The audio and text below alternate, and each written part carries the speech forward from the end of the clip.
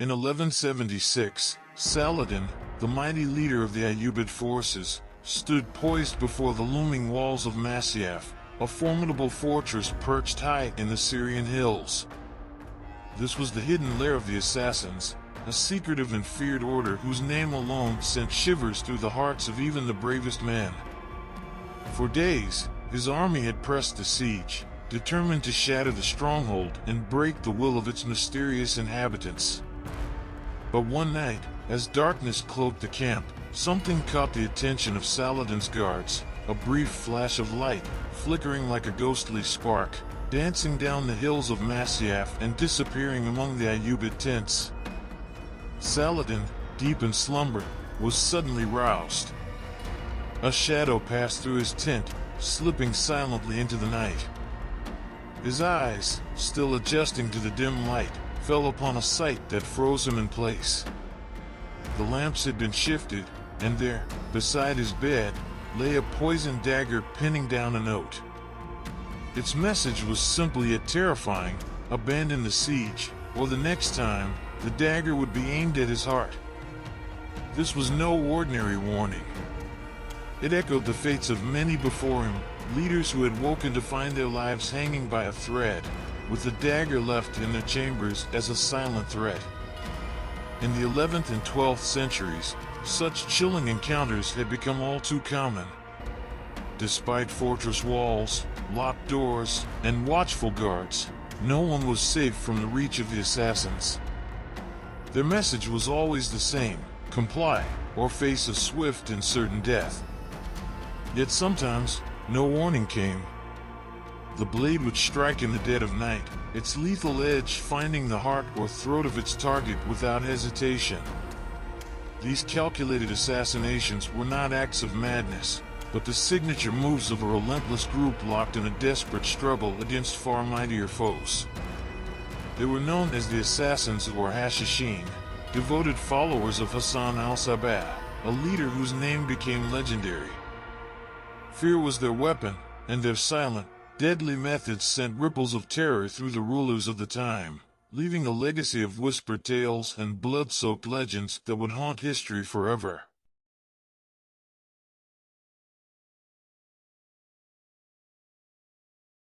One of the earliest written accounts of the Assassins comes from the historian Bernard Lewis in his book The Assassins. A radical sect in Islam points to an intriguing moment in history, the first recorded mention of the word assassins. According to Lewis, it appeared in a letter written by the Roman Emperor Frederick Barbarossa in 1175. In his correspondence, the emperor described a peculiar and secretive Islamic sect he had encountered in the Levant and Egypt. Barbarossa referred to their enigmatic leader as the Mountain Sheik, a man who commanded absolute devotion from his followers, who lived with him in a heavily fortified castle. To the emperor, it seemed as though the sheik was worshipped like a god, with his followers carrying out his every command without question. This cryptic reference marked the first time the world took note of the Assassins, a group that would soon become legendary for their shadowy influence and deadly tactics. Yet, Europeans wouldn't fully grasp the depth of this mysterious order until 1298, when Rustichello de Pisa published the Travels of Marco Polo. In it, the Venetian explorer revealed a land he called Mulehead, home to the Old Man of the Mountain. According to Polo, this man had constructed the most magnificent garden in the world, filled with lush beauty and unimaginable luxury. 3 canals flowed through it, one of water, another of honey, and the third of wine. Within this paradise, boys and maidens, said to be the most beautiful in the world, lived in bliss. But only a select few, those destined to become assassins, were allowed to enter the garden.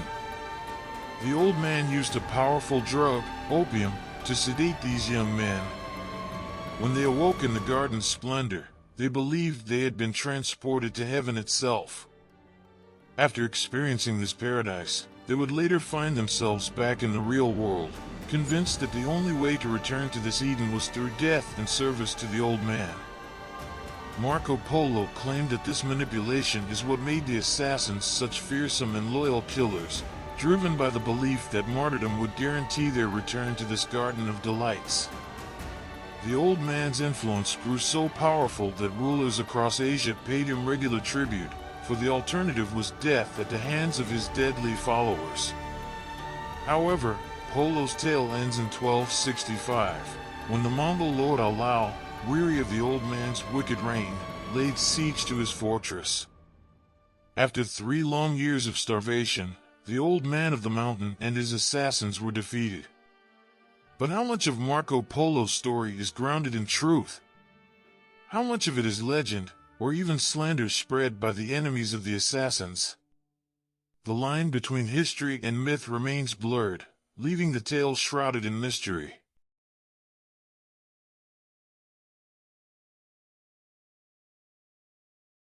Hassan al-Sabbah was born in 1050 in the city of Qom, in what is now modern-day Iran. Even then, Qom was revered as one of the holiest cities in Sharia Islam, a thriving center of Muslim scholarship. His father, Ali bin Muhammad al-Sabbah, was of Yemeni descent and followed the Twelver tradition of Sharia Islam. Shortly after Hassan's birth, the family moved to the bustling city of Ray, where Hassan began his early religious education according to his father's beliefs. Ray, however, was also the heart of another influential Sharia movement, the Ismailis. This group, the second largest denomination within Sharia Islam, differed from others in one key belief: they followed a living, hereditary imam. It was in Ray that Hassan was introduced to the Ismaili doctrine through 2 prominent da'is, or missionaries, Amir Azarab and Abu Nasr Sarraj. At just 17, deeply influenced by these teachings, Hassan converted to Ismailism and swore allegiance to the Ismaili imam of the time, the Fatimid Caliph al-Mustansir, whose empire ruled from the great city of Cairo. But even the mighty Fatimids were under constant threat. The Seljuk Turks, a powerful dynasty originating from Central Asia, had swept across Persia and the Middle East, establishing a Sunni sultanate that loomed over the Sharia communities.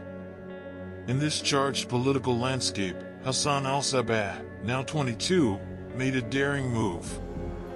His intellect and charisma impressed Abdul Malik ibn Attash, the chief Ismaili da'i in the Seljuk Sultanate, who appointed him as a missionary. This new role led Hassan into the heart of Seljuk territory, first to Isfahan, the secret Persian headquarters of the Ismailis, and later to Cairo and Alexandria to further his education. During his time in Egypt, however, Hassan's ambitions collided with powerful figures within the Ismaili leadership, particularly the Vizier al-Afdal, the chief minister of the Fatimid court. The conflict arose over a matter of immense consequence: the succession to the caliphate. Al-Mustansir had named his eldest son, Nizar, as his successor. But al-Afdal, with his own political ambitions, backed Nizar's younger brother, Mustali, who was also his son-in-law. Hassan, loyal to Nizar, found himself at odds with the vizier. The result was twofold: a deep schism within the Ismaili community, dividing it into Nizari and Mustali factions, and Hassan's own exile from Egypt in 1081. Yet, this exile only strengthened Hassan's resolve. Returning to Persia, he emerged as the most prominent da'i for the newly formed Nizari Ismailis. Over the next several years, Hassan traveled across Persia, spreading the Nizari message and quietly building a following. He was also formulating a grand strategy to rid his land of the Seljuk occupation. What drove Hassan al-Sabbah to rebel against the mighty Seljuks? His motivations were threefold. Religiously, the fiercely Sunni Seljuks posed a direct threat to the Nizaris and other Sharia sects, jeopardizing their freedom.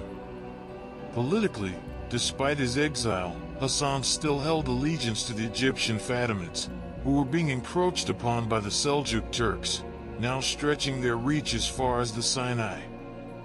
Nationally, there was a simmering resentment among the Persians toward the foreign rule of the Seljuks, who had imposed their dominion over Persian lands. Hassan's plan was nothing short of a masterclass in strategy, what might be called the pure art of war. He carefully assessed the strengths and weaknesses of both his own faction and the Seljuk Empire. While the Nizaris were vastly outnumbered, the Seljuk leaders were spread thin across a vast territory.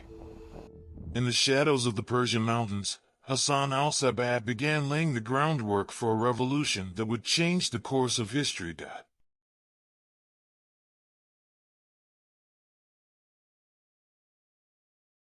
Hassan al-Sabbah knew that to stand against the Seljuk Empire, he would need more than just soldiers. He needed a strategy.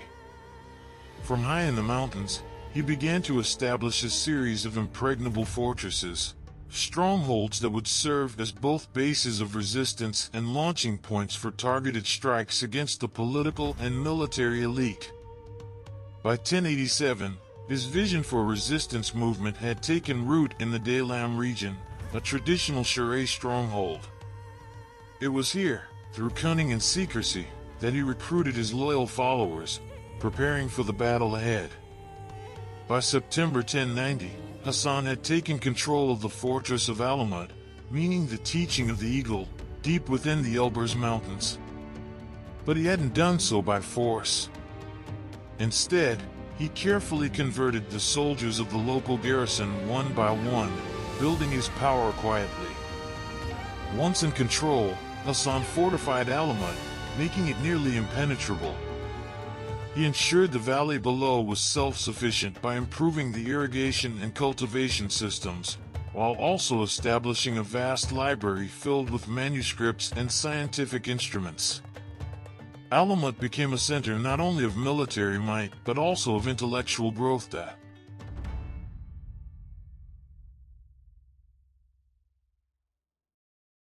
With Alamut secure, Hassan extended his influence further, converting more followers and establishing a network of fortresses throughout the Rudbar region. In 1091, he sent one of his most trusted followers, Hassan-i, to Quistan, near modern-day Afghanistan. There, Hassan ignited a popular uprising among local Shirai populations eager to break free from Seljuk rule. In just 2 years, Hassan had carved out an independent Nizari Ismailis state right in the heart of the Seljuk Sultanate. But the Seljuks would not sit idly by. The Persian population, especially the Shiraz, viewed the Seljuk Turks as foreign invaders, and tensions mounted. Sultan Malik Shah's vizier, Nizam al-Mulk, launched a counterattack in 1092, targeting Hassan's fortresses in Alamut and Quistan. Yet, Hassan's strategy, using small, well-defended mountain garrisons, proved effective. Siege after siege failed. Even when Alamut itself was under siege, Hassan managed to secretly evacuate his wife and daughters to safety, starting a tradition of forbidding women within the fortress. Realizing he lacked the numbers for direct military confrontation, Hassan turned to one of his most lethal tactics, targeted killings. His first major target was none other than Nizam al-Mulk, the mastermind behind the Seljuk counterattack. Hassan chose Butayr Irani, one of his loyal Fadai, the faithful, to carry out the assassination. Disguised as a Sufi mystic, Irani approached Nizam's litter. In a swift and silent strike, his dagger found its mark, killing the powerful vizier on the spot. Irani was immediately cut down by Nizam's bodyguards, but his mission was complete. It was the first of many high-profile assassinations orchestrated by Hassan al-Sabbah and his Nizari army. After the assassination of Nizam al-Mulk, the Seljuk Sultan Malik Shah also met a mysterious end. Was it a natural death, or was he poisoned by Hassan's assassins? We may never know, but his passing through the Seljuk Empire into chaos. Civil war erupted between his sons, Berkyaruk and Sanjar, as well as their half-brother Muhammad Topper. Amid the infighting, independent warlords seized power, further fracturing the state. Amid this disorder, Hassan al-Sabbah moved swiftly and decisively. his forces captured more key fortresses, extending his influence across Persia, from Damgan in the east to Khuzestan in the south, over 1,000 kilometers away from his stronghold at Alamut. Hassan was unstoppable, building a Nizari Empire on the back of his careful strategy and a network of loyal followers.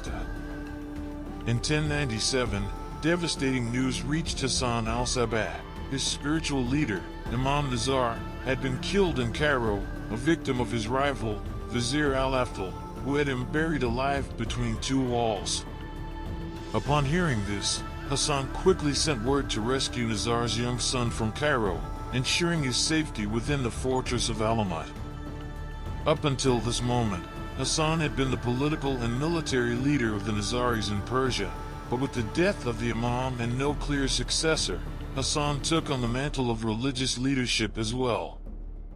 As the century drew to a close, he orchestrated a daring move aimed at striking deep within Seljuk territory, targeting the fortress of Shadiz, near the Seljuk capital of Isfahan. For this critical operation, he relied on Ahmed bin Attash, the son of his first Ismaili teacher. But Ahmed did not take the fortress by force. Instead, he used faith, converting the garrison soldiers and their families to the Nizari cause, and by 1100, Shadiz was in Nizari hands. Though this victory opened the road to Isfahan, the Nizaris could not achieve total domination. The Seljuk brothers, Berkirak, Sanjar, and Muhammad Topper, put aside their differences and united against the Nizaris, securing Isfahan and pushing back Hassan's forces. In retaliation, the Nizaris resorted to their most fearsome weapon, assassinations of key Seljuk figures, which triggered brutal massacres of Nizari civilians in response. When Muhammad Topper became Sultan in 1105, he launched a second siege against Alamut, determined to crush the Nizaris once and for all. Leading his army was Ahmed al-Mulk, the son of the Vizier Nizam al-Mulk, who had been assassinated by Hassan's Fadais in 1092. Yet, Alamut, impregnable as ever, withstood the onslaught. Despite all attempts, the fortress would not fall, neither by direct assault nor by starvation. Over the years, Hassan and his successors would order 75 such targeted killings, always aimed at political and military leaders, never civilians. These acts of precision warfare sent shockwaves through the Seljuk Empire. In retaliation, the Seljuks often massacred Ismaili communities, but every reprisal only triggered more tactical strikes from Hassan's forces. The relentless attacks earned the Nizaris the undying hatred of the Seljuks and much of the Sunni community.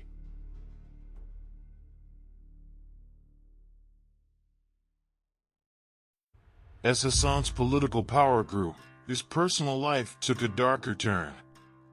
Known for his strict discipline and austere lifestyle, he was said to have executed both of his own sons, Muhammad for drinking wine, and Ustad, who was suspected of killing one of Hassan's trusted lieutenants, Hassan-i. After these tragic events, Hassan became more withdrawn, rarely leaving his fortress. Yet, his ambitions for expansion never waned. By the early 12th century, Hassan sent his Deis, or missionaries, into Syria, where the Nizaris began to establish new strongholds. Among them was the fortress of Masyaf, which would later be commanded by the legendary Rashid ad-Din Sinan.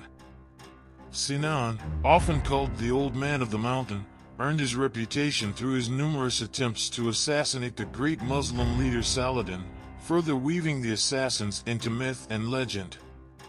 It was Sinan who became the central figure of the Old Man of the Mountain tales, a figure so deeply feared that his name echoed through history as the master of shadowy warriors, capable of reaching any enemy, no matter how powerful or protected.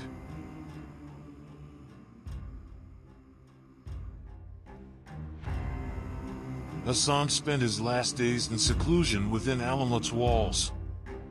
He devoted himself to his writings, committing his doctrine to paper and managing the affairs of his state from within his fortress. In 1124, Sensing the end of his life approaching at the age of 74, Hassan summoned his trusted lieutenant Kia Bujerd Umit from the Alamut Fortress and named him as his successor.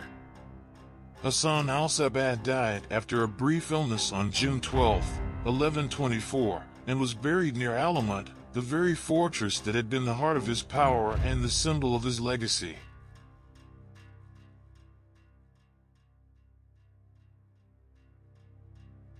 For another 100 years, the Nizari Fidais, known by many as the Assassins, continued their covert operations, targeting the Seljuks and other enemies across Persia. Hassan's mausoleum became a place of pilgrimage for Nizari worshippers, until a new and unstoppable force, the Mongols, swept through Central Asia and Persia. In 1256, they laid siege to Alamut, and the once mighty fortress, the teaching of the eagle, finally fell and was demolished. Though the assassins remained active in Syria, the fall of Alamut marked the end of their legend in the place where it all began.